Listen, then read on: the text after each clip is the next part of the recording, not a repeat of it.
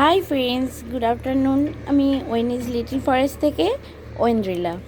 দেখতেই পাচ্ছ আমি আমার লিটল ফরেস্টেই রয়েছি এবং আজকে হচ্ছে আমি বাগানটাকে অনেক কটা নতুন গাছ বসালাম, বা বলতে পারো বাল্ব বসালাম। আমি ধীরে ধীরে বলবো কিসের বাল্ব বসালাম এবং বাগানটাকে রিঅ্যারেঞ্জ করে সুন্দর করে সাজালাম। তো আমি দেখাই। প্রথমেই যেটা দেখতে পাচ্ছি, একটি সেরামিক পটে রয়েছে একটা স্পাইডার। এরপরে রয়েছে একটা নর্মাল ফোটোস বা মানি প্ল্যান্ট। আমরা একে মানি প্ল্যান্ট হিসেবেই বেশি জানি।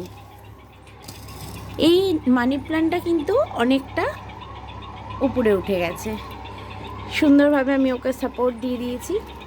এখানে একটা মুখ লাগিয়েছি, জাস্ট শো ফর শো। আর এখানে দেখাচ্ছি আমি একটা অয়েলের যে ক্যান বা 5 লিটারের, সেটা কেটে তার ওপর ভাগটায় এটা বেবি স্যান্ডোজ দিয়েছি। এটা হয়তো কালকে ব্লুম করবে।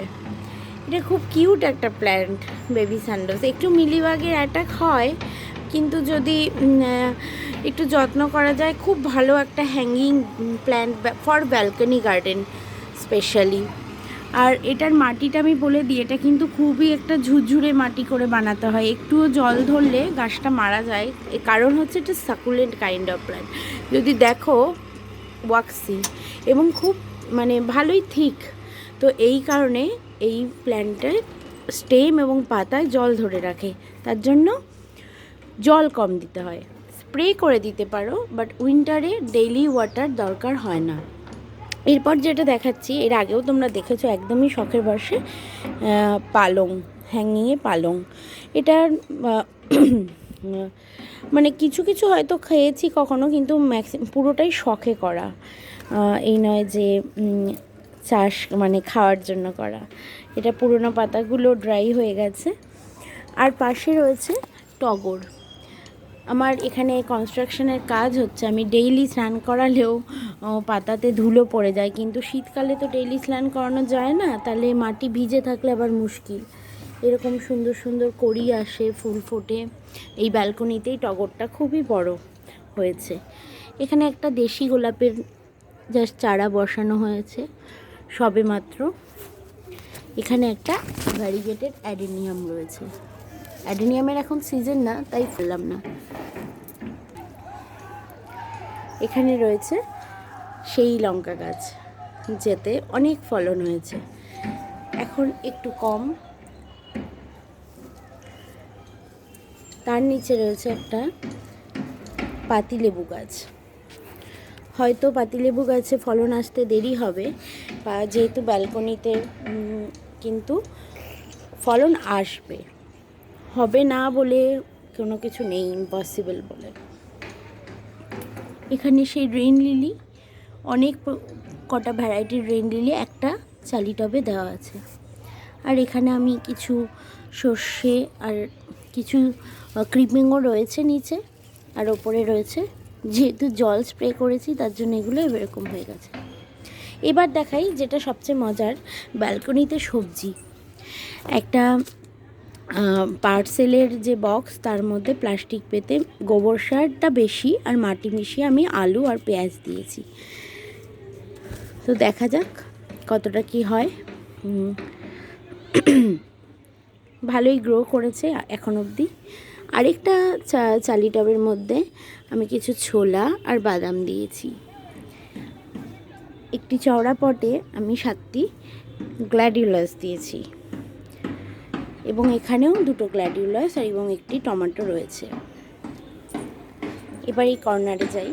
এখানে এই লেবু গাছটার সাথে আমার একটা গোলাপ গাছও আছে, যেটাকে বলে হাজারি গোলাপ।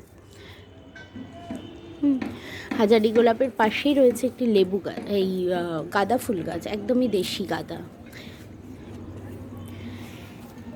এর পাশে একটা নীল জবা, এর একটু পোকার হোয়াইট ফ্লাইয়ের অ্যাটাক হয়েছে এবং এর অবস্থা খুবই খারাপ। এমনিতে শীতকালে জবা গাছের অত ভালো গ্রোথ হয় না। তার পাশে নীল টগর রয়েছে, ফুল দেখাতে পারলাম না বন্ধুরা। এর পাশে রয়েছে সেই নেরিন লিলি এবং একটি নয়নতারা। ওখানেও আরেকটি দেশি গাঁদা রয়েছে। আর আরেকটি নয়নতারা দেখুন বাইরে চলে গেছে, যে মানে গ্রোথটা এতটাই ভালো হয়েছিল যেটা বাইরে সূর্যের আলোটা যেদিক থেকে পায় ওদিকে চলে গেছিলো। তার পাশেও রয়েছে দুটি গ্ল্যাডিওলাসের চারা এবং একটি গোলাপ। এখানে আপনারা দেখতে পাবেন আমার একটি অ্যাডেনিয়াম গাছটা অনেক লম্বা হয়ে গেছে বর্ষার পরে। ওকে আমি ফেব্রুয়ারি মার্চ মাসে কাটিং করে রিপট করব। এখানে রয়েছে একটি ঝাঁকড়া অপূর্ব সুন্দর পেন্টাস, এর আসছে কড়ি আসছে। এবং এখানে রয়েছে ক্রিসান্থেমাম বা চন্দ্রমল্লিকা, এরও কড়ি আসা শুরু হয়েছে।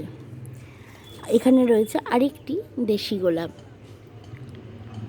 এই দেশি গোলাপটি অপূর্ব সুন্দর।